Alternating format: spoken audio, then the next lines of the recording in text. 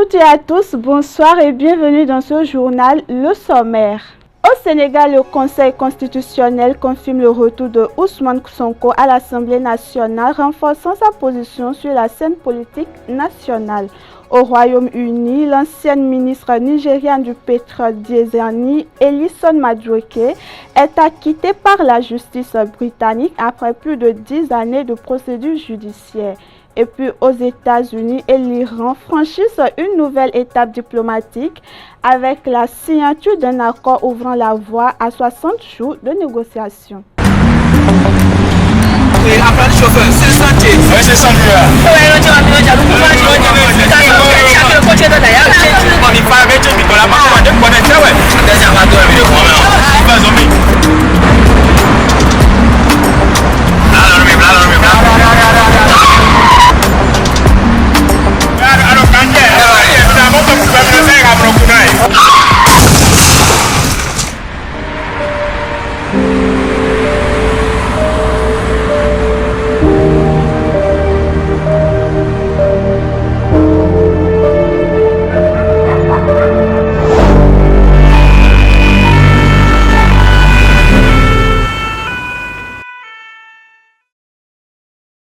Ensemble, disons oui à la courtoisie au volant. Stop à l'excès de vitesse, à la distraction au volant et à l'incivisme sur la route.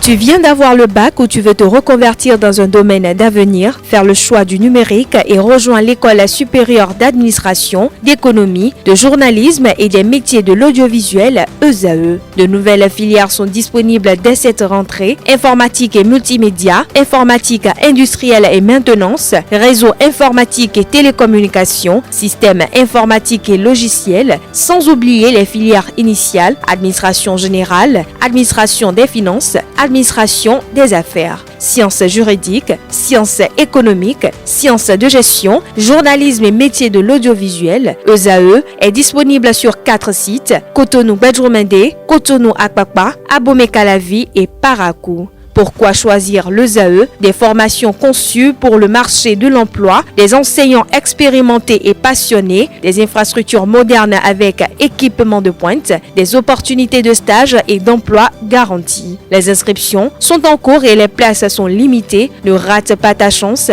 donne vie à tes ambitions avec l'ESAE. Contacte-nous vite par appel ou par WhatsApp au 01 98 98 14 00 ou via email scolarité@esae.bj et visite notre site web www.esae.bj. Ton futur commence maintenant avec l'ESAE. Tu investis dans un avenir professionnel, concret et sécurisé. ESAE, l'excellence à un nom.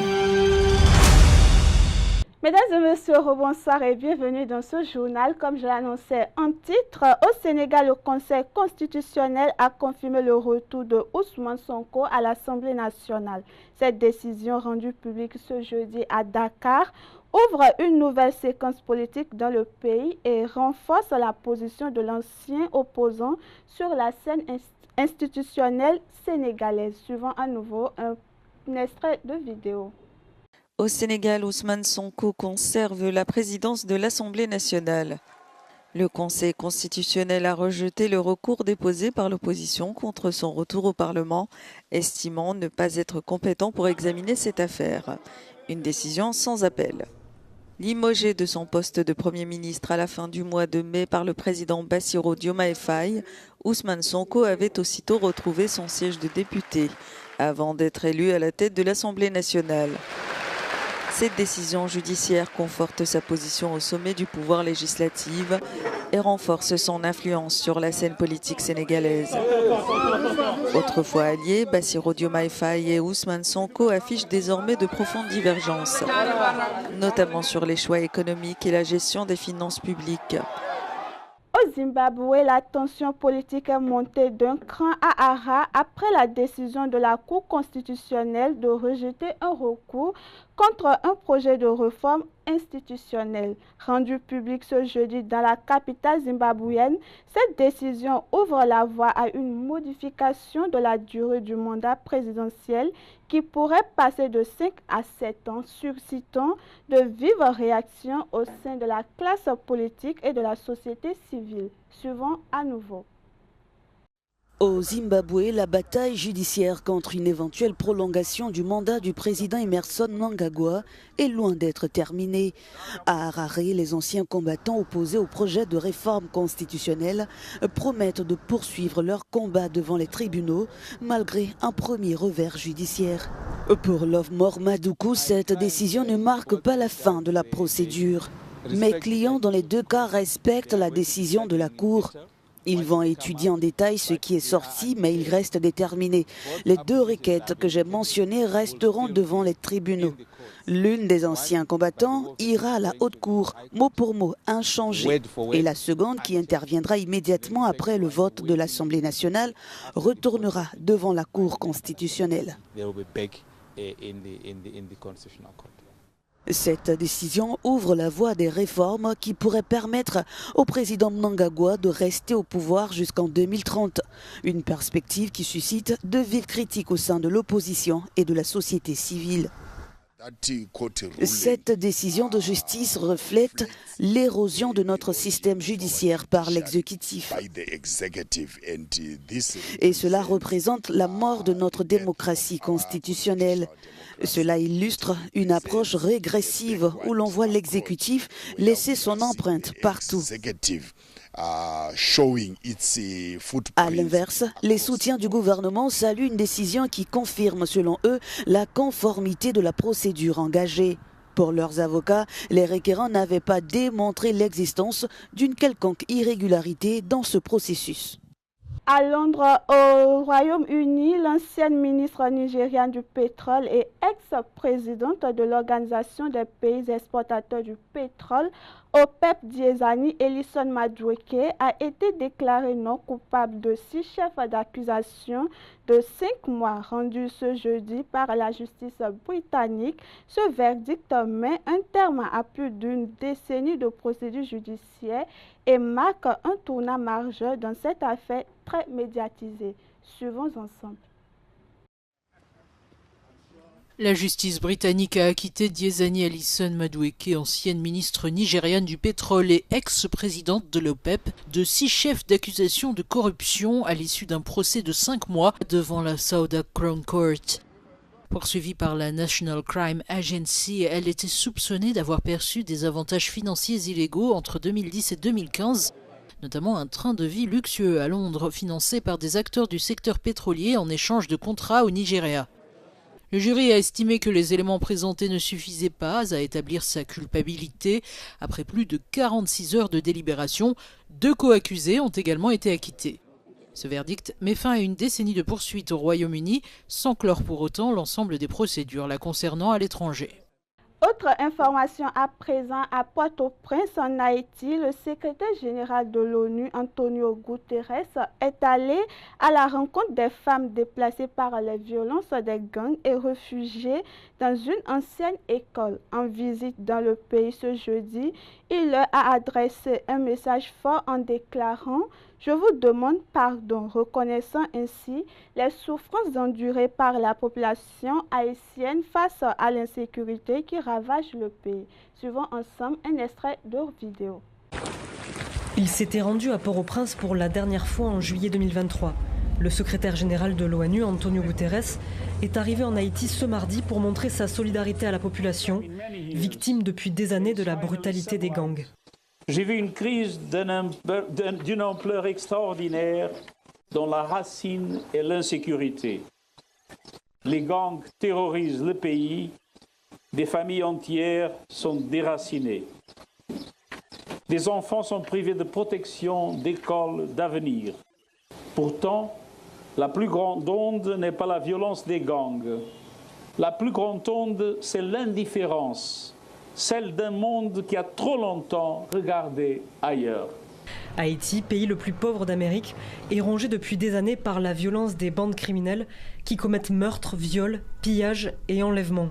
En plus de l'enrôlement des enfants dans les groupes armés, l'insécurité alimentaire et le déplacement forcé des populations sont d'autres fléaux qui aggravent la crise.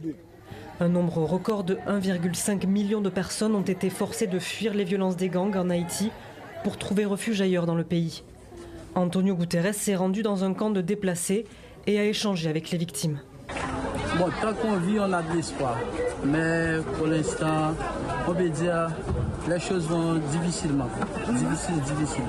Mais une chose on demande avec le secrétaire général, c'est la relocalisation.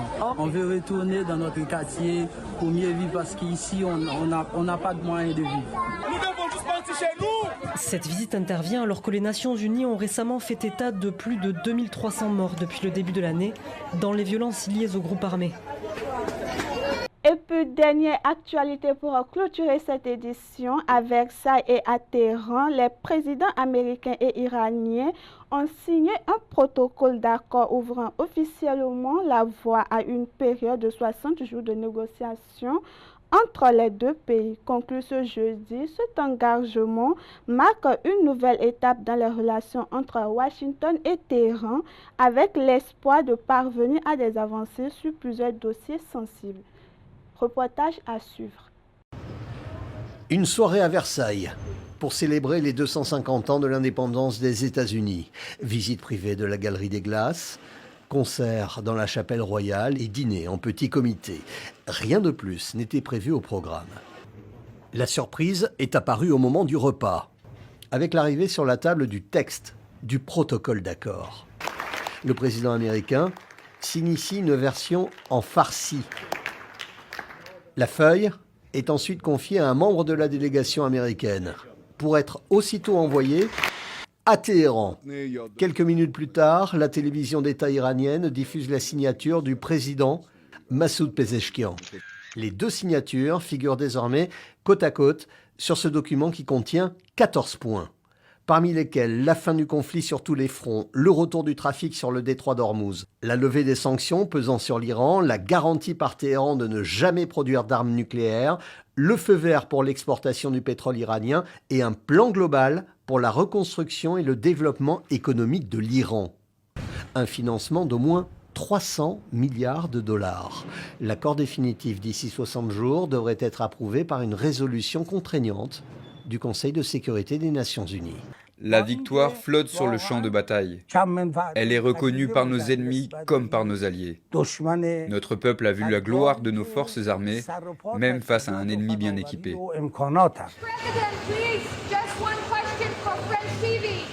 Au même moment, à Versailles, face aux journalistes, Donald Trump n'est pas entré dans les détails.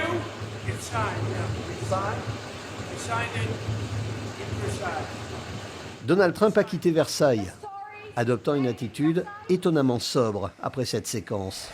Sans doute conscient de la somme du travail restant à accomplir dans les 2 mois à venir, afin d'aboutir à un accord définitif. Et voilà qui met fin à cette édition. Mesdames et messieurs, merci de nous avoir suivis et bonne suite de programme sur Esaü Télévision.